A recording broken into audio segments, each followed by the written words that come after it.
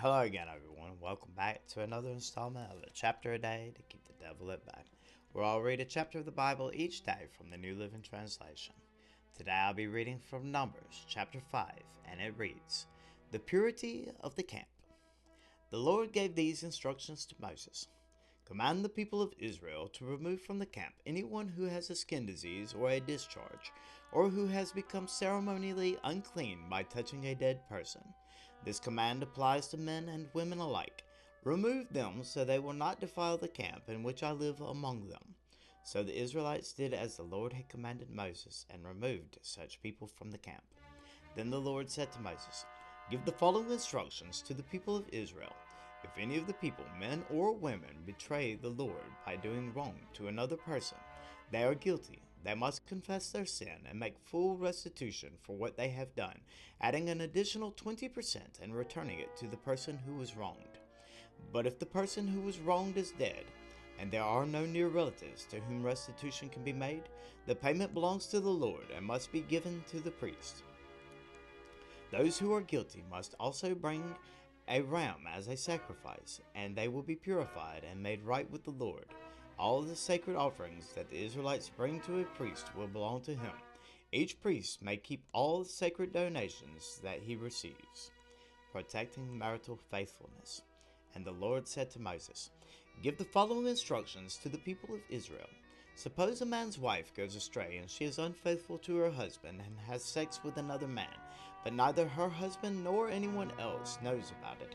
She has defiled herself, even though there was no witness, and she was not caught in the act. If her husband becomes jealous and is suspicious of his wife and needs to know whether or not she has defiled herself, the husband must bring his wife to the priest. He must also bring an offering of 2 quarts of barley flour to be presented on her behalf. Do not mix it with olive oil or frankincense, for it is a jealousy offering, an offering to prove whether or not she is guilty. The priest will then present her to stand trial before the Lord. He must take some holy water in a clay jar and pour into it dust he has taken from the tabernacle floor. When the priest has presented the woman before the Lord, he must unbind her hair and place in her hands the offering of proof, the jealousy offering, to determine whether her husband's suspicions are justified. The priest will stand before her, holding the jar of bitter water that brings a curse to those who are guilty.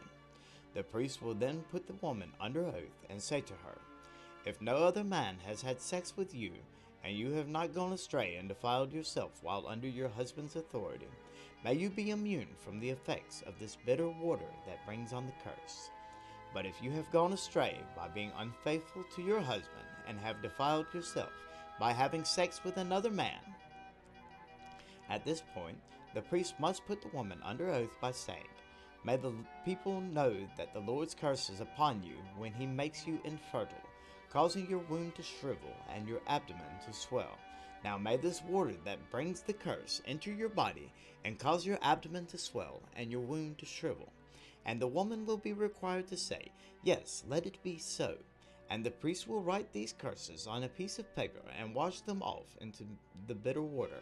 He will make the woman drink the bitter water that brings on the curse. When the water enters her body, it will cause bitter suffering if she is guilty. The priest will take the jealousy offering from the woman's hand, lift it up before the Lord, and carry it to the altar. He will take a handful of the flour as a token portion and burn it on the altar, and he will require the woman to drink the water.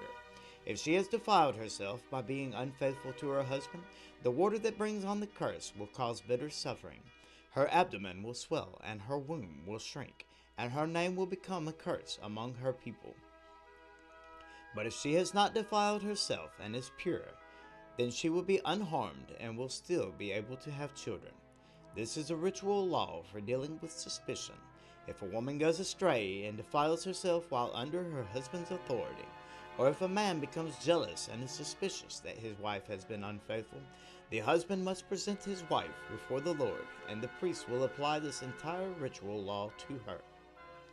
The husband will be innocent of any guilt in this matter, but his wife will be held accountable for her sin. And there you have it for Numbers chapter 5. I pray as always that this could be a blessing to everyone out there. That can help to increase the faith the knowledge and the understanding of the Word of God, so that anyone out there who is spreading the Word of God, that they might be better equipped and prepared to spread the Word of God to others. That anyone out there who is on their path to find Jesus Christ, who hears this message, that they will be able to take that many more steps closer to Him, that they will be able to continue on their path. I pray as always that, oh yeah, if anyone has any prayer requests, I ask that you leave your prayer requests in the comment section, and I'll be sure to pray for you. And anyone else who happens to see your prayer request, they can pray for you as well. And if you have anything further to discuss on this chapter or anything else that you'd like to discuss, I ask that you leave your comment in the comment section, and I'll be sure to get back with you.